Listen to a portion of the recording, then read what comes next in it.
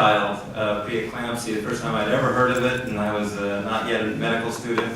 And you know, this really piqued my interest just in the last few weeks, and have talked with my wife about this. May I just call your attention also to this paper right here that shows a bunch of statistics. You could say that this is sobering. You could say that this is an opportunity. What we do here is we have information that we can share with each other, and then we share our great ideas and what people are doing with science and other ways to help our community. But what you can see here is throughout, we've got a lot of work to do in this area. And you can't find a single graph on here that doesn't show that there's some concern for where we are and how we're doing in the Sacramento area, and in this county at least, compared to other areas around us. And I won't go through it graph by graph because you can do that, but take this with you and share with those that you work with, and continue to return so that we can continue to work together to take this opportunity and improve. Was there anything specific, Hattie, that you wanted to point out on this? We do have some new faces in the room, and I know I'm a bit of a broken record on this, but I think what you'll see in these graphs, and I really want you to take this and consider it for all of your institutions, is we have a higher rate of heart attacks, a higher rate of strokes, a higher rate of death here in Sacramento. Most people are insured. It's not about that. So what can we do collectively about it? And when I listened to the wonderful public outreach program that Dignity Heart and Vascular is doing, I wondered, could that be potentially connected to group medical visits? You know, how can we take advantage of the programs that we do to try to assess patient risk and actually address it while we have their attention? I thought one of the very important statistics that Dr. Nisha Parikh showed us was that only 19% of women in the up to age 44 are seeing a doctor annually for their own needs. And I know with many women, they spend their time taking their children to the doctor, but they never get checked. So what is the right protocol to address the very serious statistics that we're seeing here? Great disparities of women of color in particular having terrifically compromised outcomes. So to me, this is not something we should accept. These are things we know how to prevent, we know how to manage, and we know more every day. So compared to when Doris's mother was showing that book, we have a lot more tools and capacities that we're not using. So I wonder if we could just maybe go around the room, pass this around, and hear people's thoughts on what we can do collectively here. And can I start the microphone with Dr. Balakbak, who has a beautiful perspective on this. No, thank you, Hattie. I think this is wonderful, and I'm privileged to work with Doris and with Dr. Singh. And one of the things we're focusing on, I think you touched on two things I'll share with the group, that Mercy Medical Group and Dignity that we're focusing on. So we made a few initiatives to share, one of which was to realign women's services and children's services. And one of the things we're currently talking about is how we can do a better job of addressing high-risk pregnancy, for example. And then the other part, Dr. Singh and I have a meeting tomorrow with the rest of our team, is we've embarked on a journey to converting our cardiology service line into a patient-centered specialty practice. I mean, we've done well in treating illness, but we really can do a much better job in addressing prevention and wellness efforts. And I'm really excited at the efforts that Dr. Singh is leading for us that's focusing on this now, which is really more on the population health initiatives, how we can focus on outcomes and those kinds of things.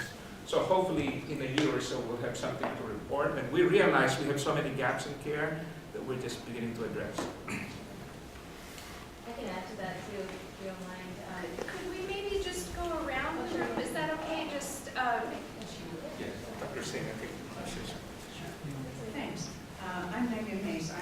Sutter Medical Group. I'm an obstetric internist, so I'm an internist and I did a fellowship in obstetric medicine, which is medical problems of pregnancy.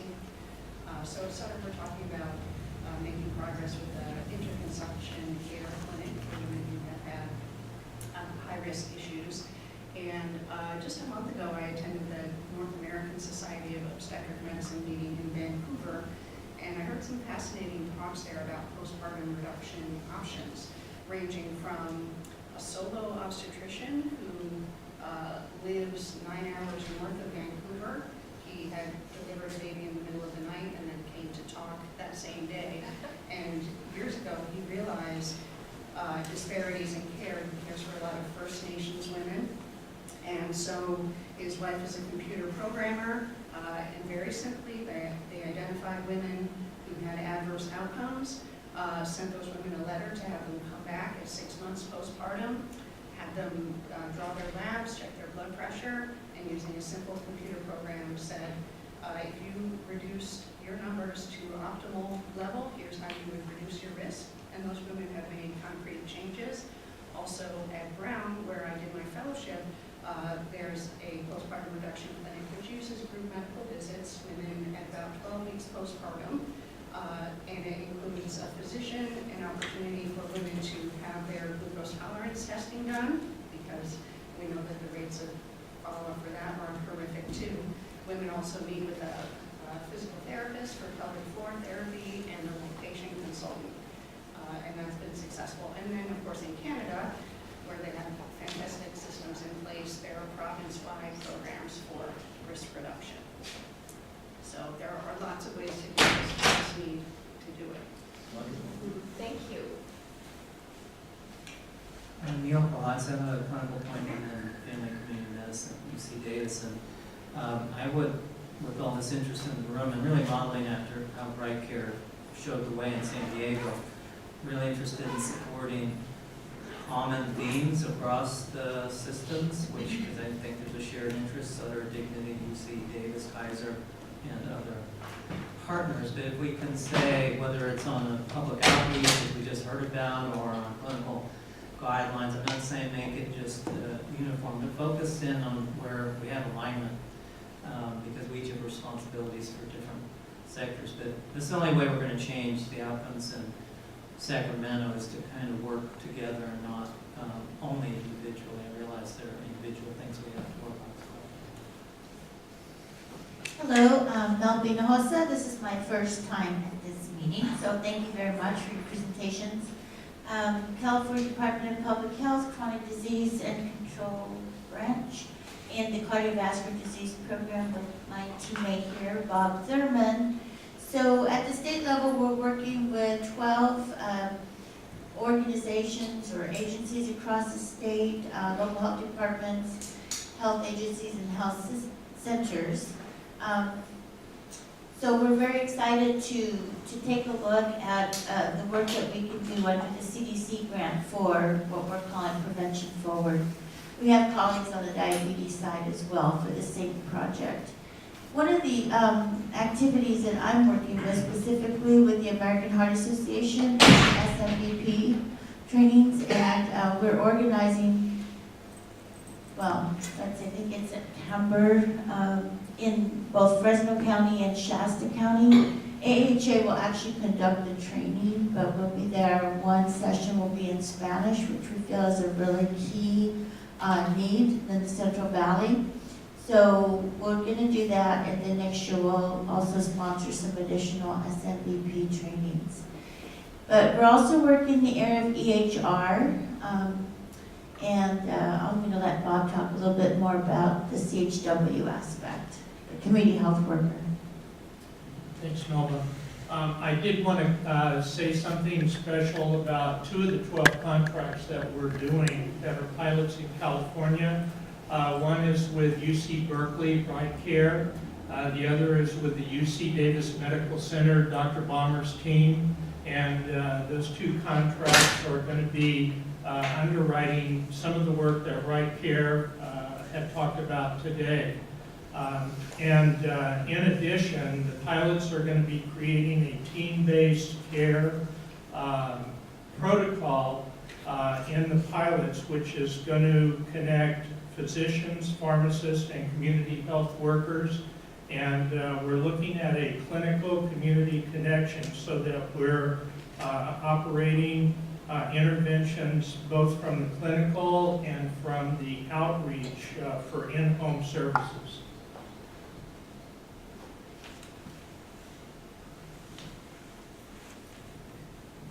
I'm Don Hufford with Western Health Advantage.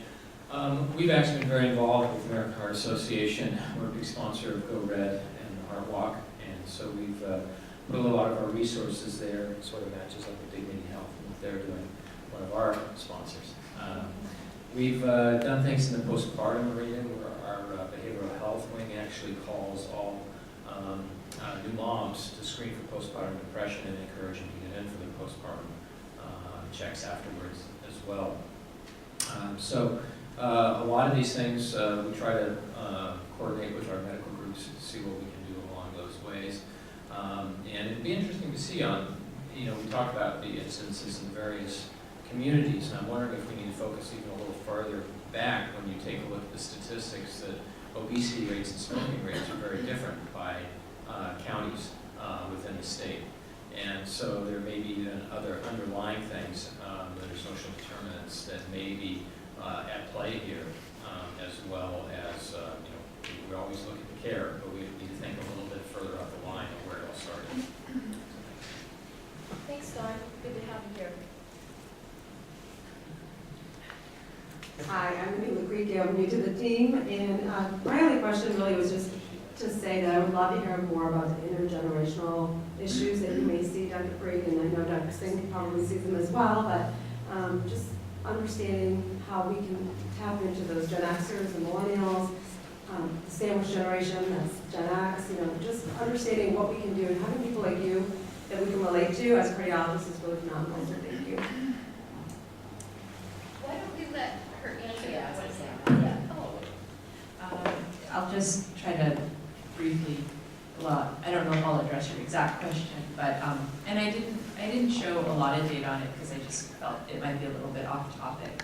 But the thing that makes it relevant, I think, to what we're discussing at this moment, which is sort of how to harness resources and attention to the issue, is that I think it just that this exact point that catching a woman in the peripartum period and addressing her cardiometabolic risk factors will positively impact her pregnancy. It'll positively impact her long-term chronic disease risk. It'll positively impact the baby and the next generation. That message is very powerful right there, and it does tend to gather a lot of interest when you put it that way. So I think it can be harnessed just as a public health message, actually. There's data behind it that people like me find exciting, but might put other people to sleep. So you probably don't want to go into a very complex explanation of why this is true, but I think it's powerful. Congress almost funded a study. I think they funded like the pilot part of a very large study that was an intergenerational study. But I think the funding was pulled at some point, and this goes back maybe like 20 years, 15 years ago or so. So it's still an interest of a lot of people, but we haven't had a lot of funding around it.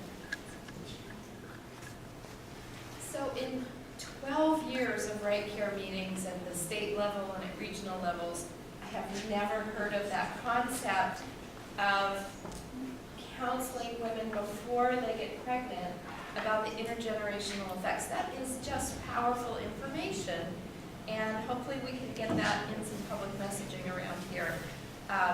Joyce, when you give up the microphone, will you give it to Kristen Robinson, please? I have to go, I'm sorry. But I don't have anything to add. Okay, thanks. So Thanks for coming. Kristen is our representative from Kaiser, and I was hoping we might hear about their programs in this regard, but we'll have to ask her another time to present that. Whoever she wants to, I think it's just Dr. Singh, yeah.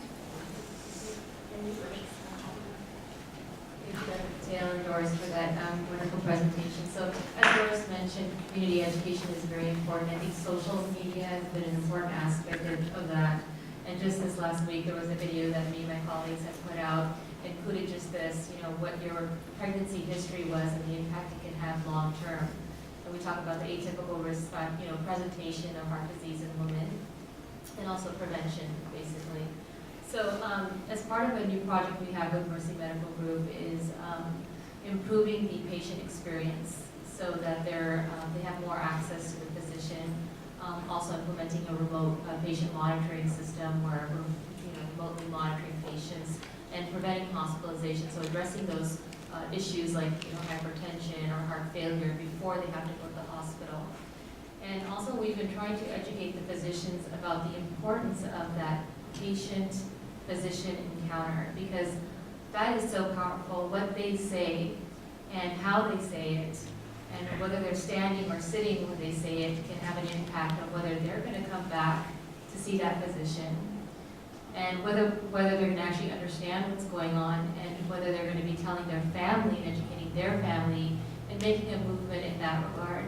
So I think the physicians have a lot of power that we sometimes think we don't, and we're so busy, but really just trying to make them understand how important that experience is. We're also trying to organize clinics where it's more of a heart failure clinic, so it's a very focused clinic. We have a nurse practitioner working with us, so we can actually then have a database of our hypertension patients, of our heart failure patients, and better monitor outcomes and figure out how we can problem solve and prevent hospitalizations and improve outcomes in these patients. I'm Martha Garrity, I'm with HealthNet. I represent Northern California Health Education Programs. All the health plans have been tasked with bringing all their HEDIS scores up to 50% at least, minimum. And so we are really happy HealthNet's been involved with RightCare for a long time. What we've been doing is we've been geo-mapping our members by ethnicity and really reaching out to them, providing them one-stop opportunities to manage their diabetes and their heart disease and other issues. So a good example of this would be, I had a client in another county, and she'd not been to the doctor. She weighed about 300 pounds. She was on my blood pressure list. But then we went through all of her conditions. She had diabetes. She had a cervical cancer screening. She was in her 30s. She had high blood pressure, and she was a diabetic. So we offered her the opportunity to come into a provider, get all of those things taken care of, and give her gift cards for every single initiative. And she ended up with $150 in gift cards. And that was enough incentive, but further on, after we even transported her there through Uber, she had never been in an Uber. She's African American, it was through our geo-mapping list. But then what transpired from that was she called me afterwards and she said, honey, I went to know where my doctor was. She's a Medi-Cal member. She didn't know where her doctor was. She didn't know what plan she belonged to. And a lot of these people that we're working with, especially the Medi-Cal community, don't, especially if they speak a different language. So what we are doing a lot of is social determinants of health, geo-mapping our members by ethnicity, and then reaching out to them. And in Sacramento, we're looking at a project for 300 Hmong, Hispanic, and African American members in the coming months to reach out to them, all non-compliant for diabetes. And we know if they're non-compliant for diabetes, they're going to probably have the blood pressure. So that's just kind of an innovative community outreach program we have. Sounds great, Martha. Hi everybody, I guess I'll take this opportunity to introduce myself. My name is Juliet and I'm with the California Chronic Care Coalition, here today for Liz Helms, if you know her. So I'm just really excited to learn from all of you and all of your amazing programs and everything that are really affecting people's lives. And my personal area of interest is, just like Martha mentioned, alleviating those structural barriers for people of color with access to healthcare. So some of the statistics that Dr. Parikh mentioned were kind of shocking and alarming, but then the strategic messaging and all the kind of different take that Doris talked about was really great to hear, and I'm just really excited to kind of hear from everybody here and continue learning with the RightCare initiative, what we can do from the coalition standpoint in terms of making it easier for patients to be aware of all of these amazing initiatives, and then what we can do to help them access quality healthcare in a more effective way. Hi, good afternoon. I'm Laura Aikman. I'm also with Dignity Health.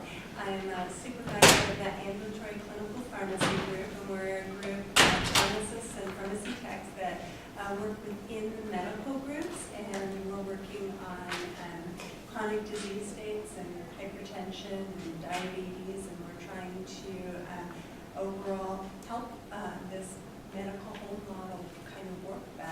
And yeah, that's what I'm doing. So thank you. Hi, everybody.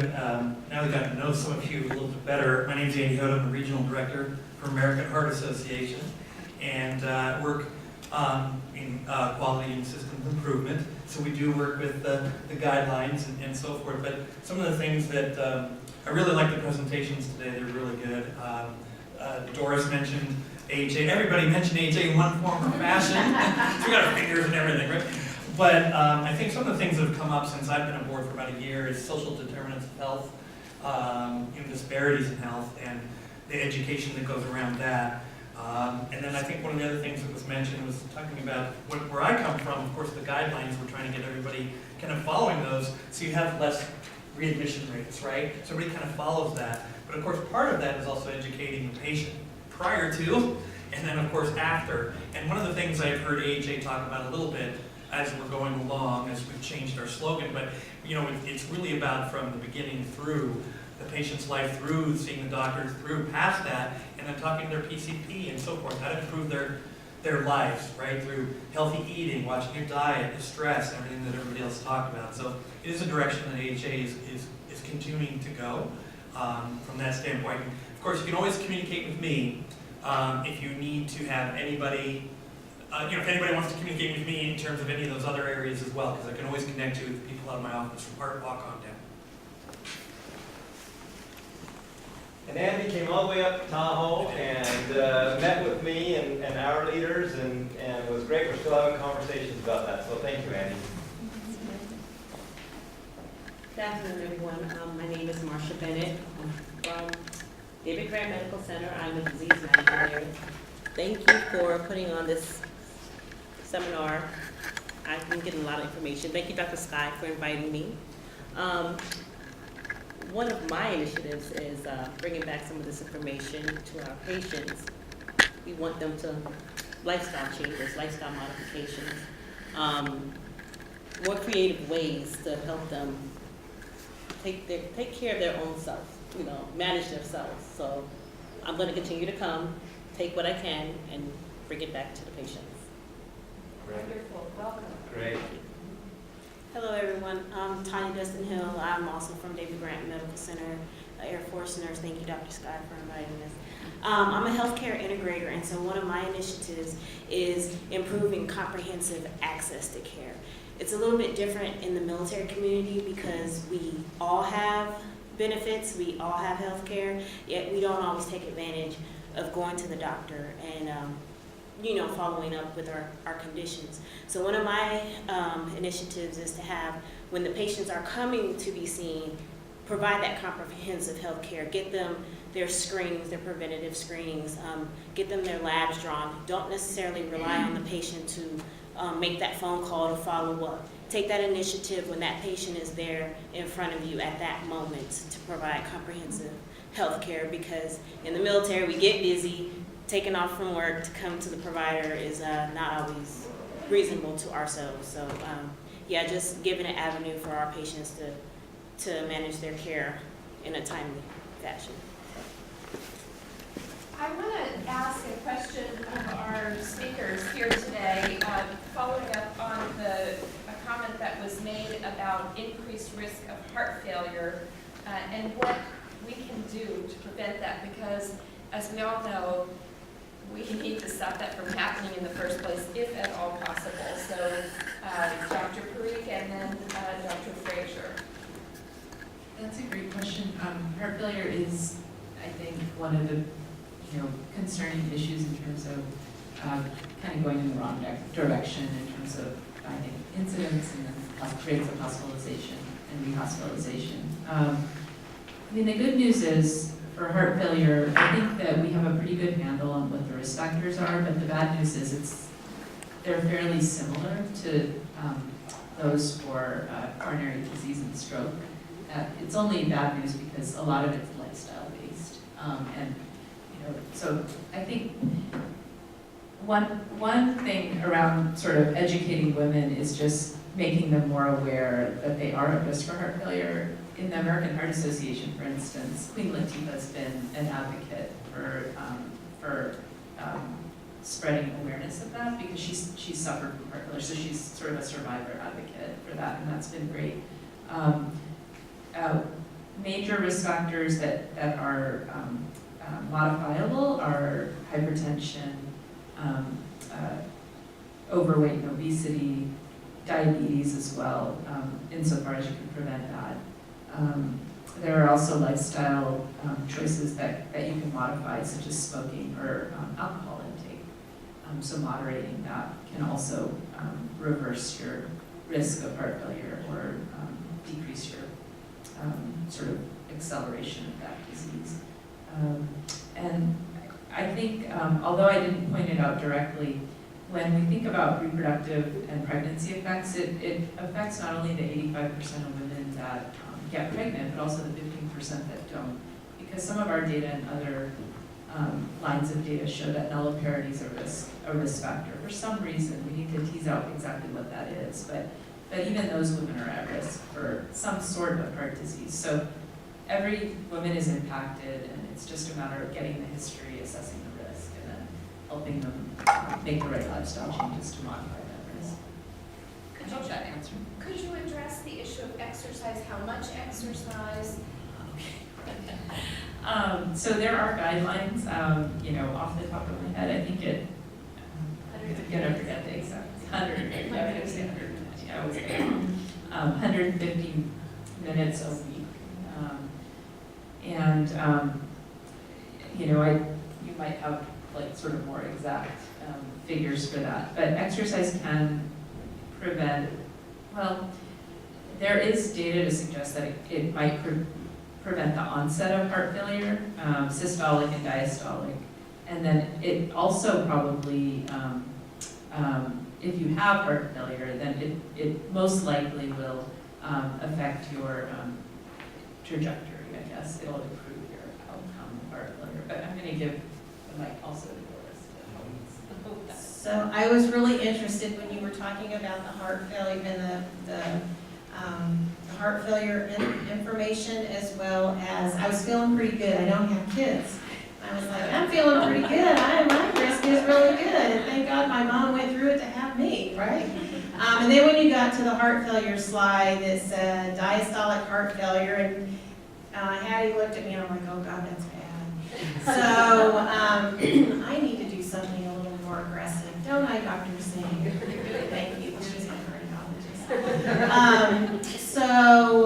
As far as heart failure, I think we all know that heart failure for the most is the end result of the compilation of a lot of risk factors. Heart attacks, cardiomyopathy. Heart failure is sort of the end of the road.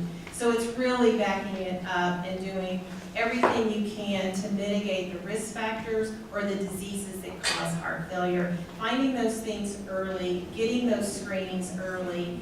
If you have disease, take your meds, it's compliance. And I can tell you, I look at a lot of charts of patients that come in the hospital and for readmissions and why are they readmitting, and it's all the heart failure ones. And I can tell you that most of them are the patients who are non-compliant, multi-morbid, have all these social determinant issues, drug abuse, which is becoming more and more, we're seeing more and more of that impacting cardiac status. And it's really going to take, I think, something novel and different to address those kinds of issues, and I don't know that we've got the answer quite yet.